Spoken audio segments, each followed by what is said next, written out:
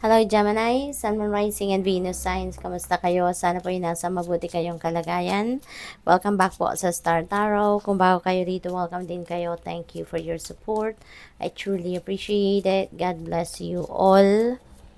Pauna mensahe ninyo po ay take charge and don't wait for the stars to align. Reach up and arrange them the way you want. Ayan. So, take charge of your life, no? Take charge of whatever it is, no, na gusto mong mangyari sa buhay ninyo. Wala tayong maaasahang iba, no, kundi ang sarili natin. Kaya sa ngayon, go for it. Kung ano man yung mga ini-envision ninyo for yourself.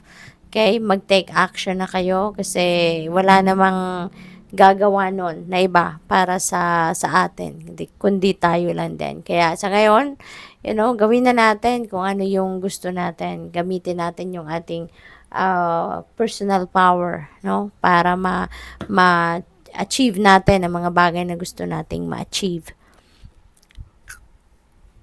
Full moon, protect your energy and hold your stars close. Ayan, napaka-importante na protektahan din natin ang energy natin, and one way, Gemini, na we can protect our energy is to surround ourselves, surround yourself with positive thinking people and with happy people. Makakasiguro kayo niya na yung mga energy din na didikit sa'yo, energy din na maa-attract ninyo towards you is positibo, no? At magaganda at mabubuti. Pero kung negative, no? Negative thinking people or negative people ang nandiyan sa paligid ninyo, no? Eventually, yun ang kind of energy din na nadidikit, no, sa inyong energy field. You have self-care, spoil yourself in the moonlight.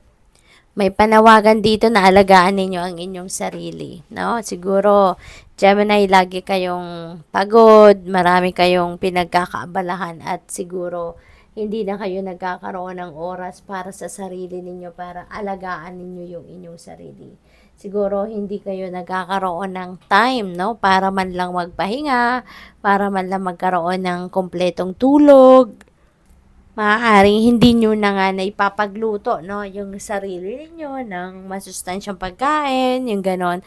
Baka puro na lang kayo fast food, di ba? Kaya ito panawagan ito sa inyo na it's about time na para alagaan ninyo ang inyong sarili, okay? Mag-take time kayo para makapag self-care, okay? Dahil kailangan ninyong alagaan ang inyong sarili. Kasi papaano nyo naman nga ma-perform, 'di ba? Ang mga obligasyon ninyo, responsibilidad ninyo if 'di ba? Kung lagi kayong pagod, kung lagi kayong antok, yung ganon. So what else? We have the dark. Take a moment to sit under the star-speckled sky, listening to crickets and breathing in the cool night air. Ayan. So, take a moment, okay, to sit under the star. Mag-ano kayo, stargazing kayo, 'di ba? Parang that is also form of meditation, Yung tumingin lang kayo sa sky, 'di ba? Mag-connect lang kayo, hayaan niyo lang yung sarili ninyong mag-connect sa universe, yung gano'n, At that is one way or very effective way of connecting with your higher self, yung gano'n, no?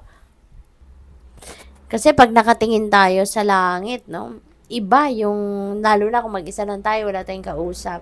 Kinakausap lang natin yung sarili natin, kinakausap natin yung universe, ang ganda ng pakiramdam, no? Yung parang mararamdaman ninyo na parang ang lapit-lapit ninyo sa universe, parang ang lapit-lapit ninyo sa Panginoon, sa mga spirit team ninyo, no? Kasi iba yung pakiramdam, iba yung energy na mararamdaman ninyo kapag ganun ang ginagawa, no, ninyo. Yung parang meron kayong direct lang na may direct path kayo na nagko-connecta between you and the universe. Kaya subukan po ninyo yan. We have love to the moon and back. Ayan. So, feeling ko rito, mararamdaman ninyo sa ngayon yung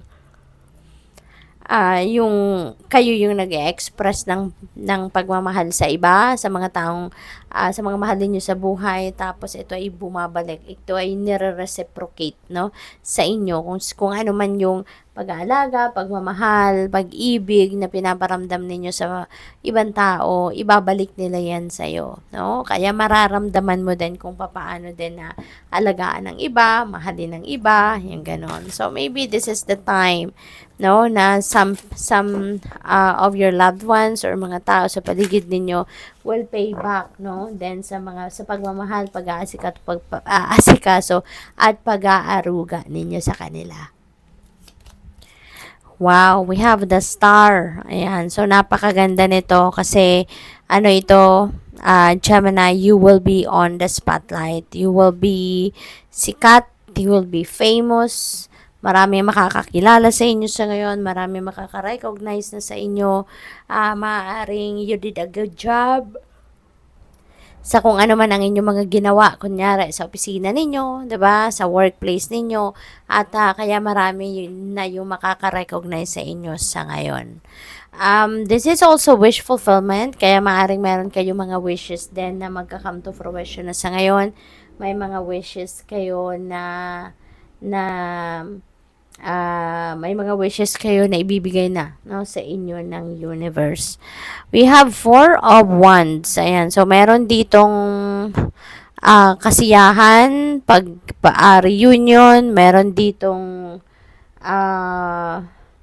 meron ditong siguro pagkikita-kita ng kunyari, siguro magkakapamilya o kaya magkakaibigan or former na magkakaklase, yung ganon. So, may reunion, no?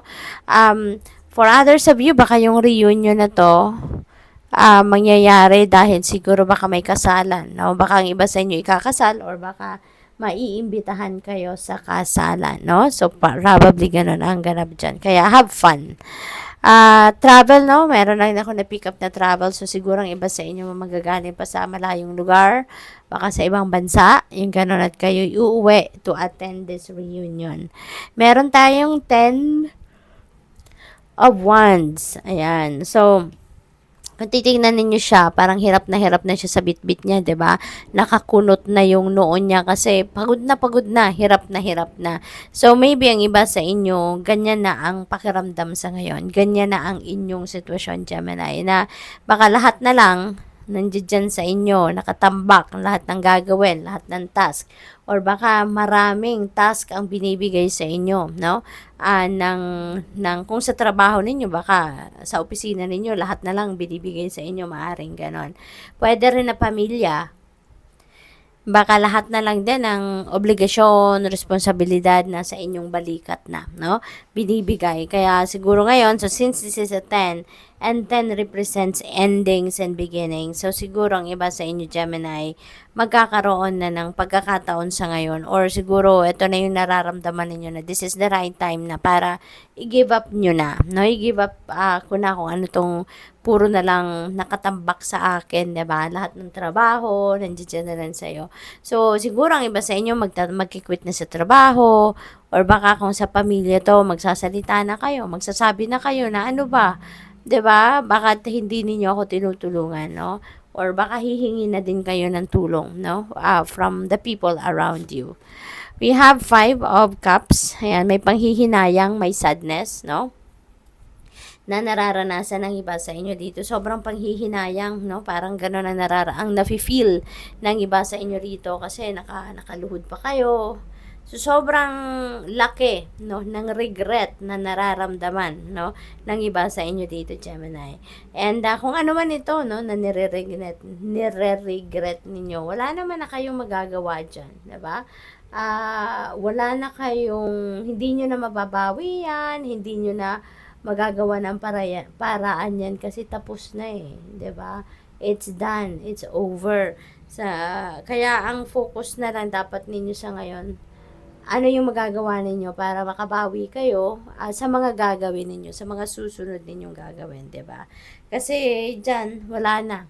tapos na yon, closed chapter na siya. Kaya focus na tayo so kung ano ang meron tayo sa ngayon, kung ano meron kayo ngayon sa buhay ninyo, doon na kayo mag-focus at kung ano magagawa pa ninyo para sa mas ikakabuti, ikakaganda, or ikaka-success ninyo sa mga susunod ninyong gagawin. Okay? Kasi kung ano yan, na pinanghihinayangan ninyo, wala na kayong magagawa dyan. It's over. No? It's done. It's behind you na. What else? We have success. Wow, magtatagumpay din naman kayo, Gemini, no? Sa ibang parte ng buhay ninyo, magtatagumpay kayo. Choosing the right direction and actively overcoming difficulties. Yan. Kailangan lang talaga na magtiyaga, kailangan lang na mag-persevere, 'di ba?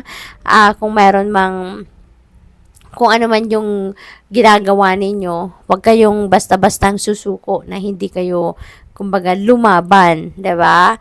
Kasi magtatagumpay kayo, lalong-lalo na kung yan namang pinagkakabalahan ninyo ay meant for you. Kung yan talaga ay para sa iyo, 'di ba? Ano't ano man ang mangyari, pagtatagumpayan ninyo yan. Pero this is a sign, or this is a message for you na you are on the right track, no? Kaya ipagpatuloy ninyo yan. Kung meron mang obstacle na maaring ma-encounter kayo dyan, no? Hindi yan magtatagal.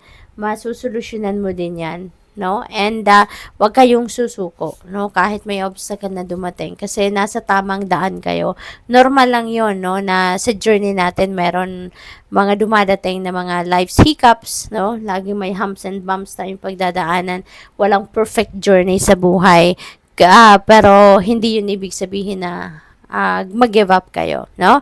Ibig sabihin nito na mas lalo lang, kumbaga, ini-spice up lang ng universe, no? Ang journey ninyo.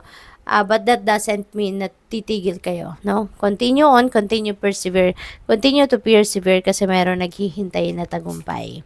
Spiritual work, open your heart to a spiritual career and heal the human heart. You are a light worker. Ayan, Gemini. Baka hindi pa ninyo nare-realize, you are a light worker. No? Eventually, you are going to embrace spiritual work. No? Maaring sa ngayon, ang iba sa inyo parang patikim lang to, heads up lang ito sa'yo, and maybe after this, no, baka meron kayong magsisimula na kayo ng spiritual journey ninyo at maaaring meron ng mga magaganap, mangyayari na unti-unti sa buhay ninyo na yun ang gigising, no, sa isip ninyo at sa damdamin ninyo na yung mga nangyayari or mga mangyayari sa buhay ninyo, maghahatid yan or dadalhin kanyan doon sa spiritual journey ninyo.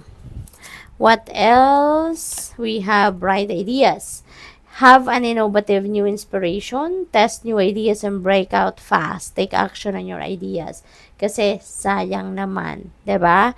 Kung isasantabi lang natin or dyan lang natin sa isip natin yan, ikikip at hindi tayo magte-take action towards that. Sayang naman ang ideas na yan, 'di ba? Mapapakinabangan ninyo yan para sa inyong ikakabuti, ikaka-asenso, ikaka-progress, 'di ba? Kaya habang may opportunity, no, gawa na ninyo ng paraan, no, mag-take charge na kayo, mag-take action na kayo, no, at gamitin ninyo kung ano man ang mga ideas na yan.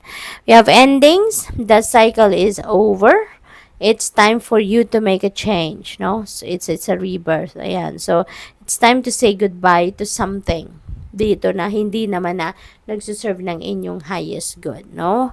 Mararamdaman ninyo yan when there is something that is already parang clutter na lang yan sa buhay mo, nagpapagulo na lang ng buhay mo, nagpapahirap na lang sa inyo, yung ganon, no? Parang wala nang katapusan, paikot-ikot na lang. It's time to say goodbye to it, no? It's time to put an end to that, and i-let go mo na yan para magkaroon kayo ng room para sa bagong mga bagay, sitwasyon, or tao na mas positibo ang hatid ng energy sa inyo. Good luck. Thank you for watching. Love and light. Namaste.